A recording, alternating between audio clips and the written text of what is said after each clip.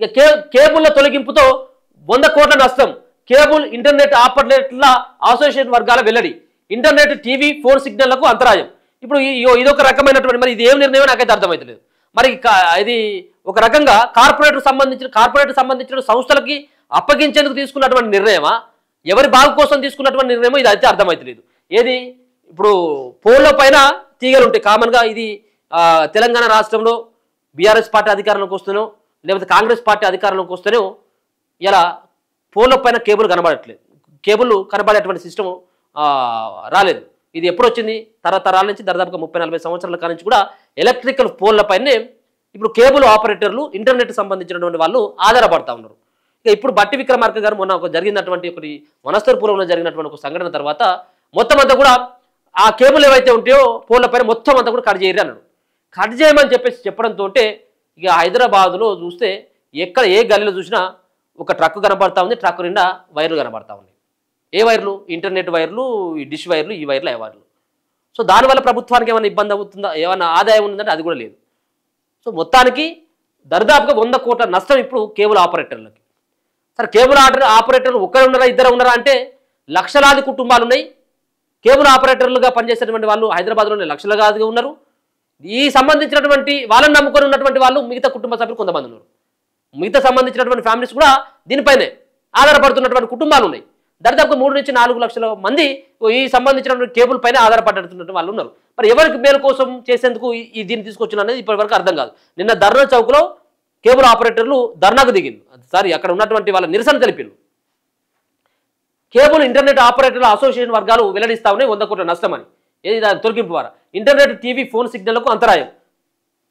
విద్యుత్ స్తంభాలకున్న కేబుళ్లు, internet, optical కేబుళ్లను విద్యుత్ శాఖ తొలగిస్తుండటంతో హైదరాబాద్తో పాటు ఇతర ప్రాంతాల్లో కేబుల్ టీవీ, ఇంటర్నెట్ సేవలకు తీవ్ర అంతరాయం ఏర్పడుతుంది. దీంతో వినియోగదారులు ఇబ్బందులు ఎదుర్కొంటున్నారు. సమస్య పరిష్కారానికి ఎన్ని రోజులు పడుతుందనే దానిపై స్పష్టత రావడం లేదు. కేబుల్ల తొలగింపుతో దాదాపు 100 కోట్ల నష్టం వాటిల్లిందని తెలంగాణ కేబుల్ నెట్ ఆపరేటర్ల అసోసియేషన్ ప్రతినిధులు చెబుతున్నారు. అయితే ఇప్పటిదాకా కేబుల్ల తొలగింపుతో ఇంటర్నెట్, కేబుల్ టీవీ ప్రసారాలకే ఇబ్బందులు రాగా తాజాగా 2 రోజుల నుంచి ఫోన్ సిగ్నల్స్ సమస్య కూడా తలెత్తింది. కేబుల్ వైర్ల తొలగింపుతో వినియోగదారులతో పాటు ఆసుపత్రులు, రెవెన్యూ కార్యాలయాలు, ఇతర ప్రభుత్వ ఆఫీసుల్లోనూ ఇంటర్నెట్ సేవలకు అంతరాయం కలుగుతుంది. రాష్ట్ర సచివాలయంలోనూ ఈ సేవలకు తీవ్ర అంతరాయం ఏర్పడడంతో పలు సెక్షన్లలో పనులు కూడా నిలిచిపోయాయని ఉద్యోగులు చెబుతున్నారు. ఎదురు ఎవరు తీసినటువంటి గోతులు వాళ్ళే పడతారు. ఇదే కదా, ఎవరు తీసుకున్నటువంటి గోతులు వాళ్ళు పడతారు అనేది ఒక సామెత ఉంటుంది. రేవంత్ రెడ్డి ఇప్పుడున్నటువంటి ప్రభుత్వం తీసుకున్నటువంటి గోతులు వాళ్ళే పడ్డారు. ఏంటిది? నేరుగా సెక్రటేరియట్లోనే మొత్తం అంతా ఇంటర్నెట్ రావట్లేదు. ఇప్పుడు వీళ్ళకంటే కేబుల్ ఆపరేటర్ల కంటే ఎక్కువగా ఇంకో 10 రోజులు ఆగితే వినియోగదారులు రోడ్ల మీదకి వస్తారు. ఇప్పుడు వాళ్ళు కాదు వచ్చేది, వినియోగదారులే. ఎవరైతే ఆ ఇంట్లో వైఫై పెట్టుకున్నారో, ఎవరైతే టీవీలు ఈ కేబుల్స్ వల్ల నడుస్తూ ఉన్నాయో వాళ్ళే రోడ్ల మీదకి వస్తారు. ఇప్పుడు దీని ద్వారా ఏమవుతా ఉన్నది? 100 కోట్ల రూపాయల నష్టంతో పాటు ఇప్పుడు ఇంట్లో వర్క్ ఫ్రమ్ హోమ్ చేసుకుంటున్నటువంటి వాళ్ళు ఉంటారు. ఇంటర్నెట్ రాదు, పరిస్థితి ఎందుగా అయిపోయాయి. వాళ్ళ బతుకులు కూడా ఇప్పుడు రోడ్డు మీద పడ్డట్టే కదా. సో ఇట్లా ఇబ్బందులు అవుతూ ఉన్నాయి. నేరుగా సెక్రటరీలనే మొత్తం నిలిచిపోయింది. సర్వీస్ ప్రొవైడర్ల గగ్గోలు. రాష్ట్ర వ్యాప్తంగా నెట్వర్క్ సర్వీస్ ప్రొవైడర్లు 30 మంది ఉండగా కేబుల్ టీవీ ప్రసారాలకు సంబంధించి ఎంఎస్ఓలతో పాటు వీరి కింద లోకల్ కేబుల్ ఆపరేటర్లు ఎల్సీఓ ఉంటారు. ప్రస్తుతానికి హైదరాబాద్ నగరంలో దాదాపు 30 నుంచి 40 లక్షల కేబుల్ ఇంటర్నెట్ కనెక్షన్ ఉన్నట్లు తెలుస్తుంది.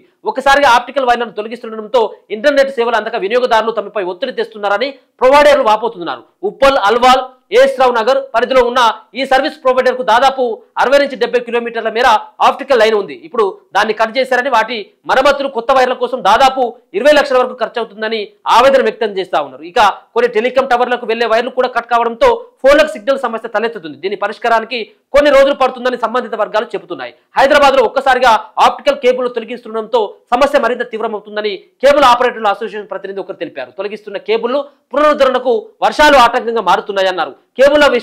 కేబుల్ల తొలగింపు విషయంపై చర్చలు జరుగుతున్నాయని, అవి కొలిక్కి రావడం లేదని అసోసియేషన్ వాళ్ళు చెప్తా ఉన్నారు. ఇంటర్నెట్ సేవలు కూడా తీవ్రమైనటువంటి అంతరాయం ఏర్పడతా ఉన్నది. కేబుల్ తొలగింపు ఆపాలి. కేబుల్ ఇంటర్నెట్ ఆపరేటర్లు నిన్న ధర్నా చౌక్లో పెద్ద ఎత్తున ధర్నా కూడా నిర్వహించడం జరిగింది.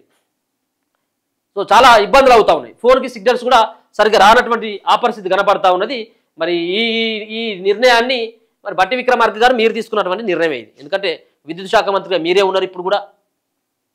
జరిగింది ప్రమాదాన్ని మనం ఎక్కడ కూడా జరిగినటువంటి ప్రమాదం ఏదైతే ఉందో వనస్థలపురంలో 7 మందో 8 మందో చనిపోయినటువంటి సంఘటన ఏదైతే ఉందో సార్ దృశ్యకరమైనటువంటి సంఘటన.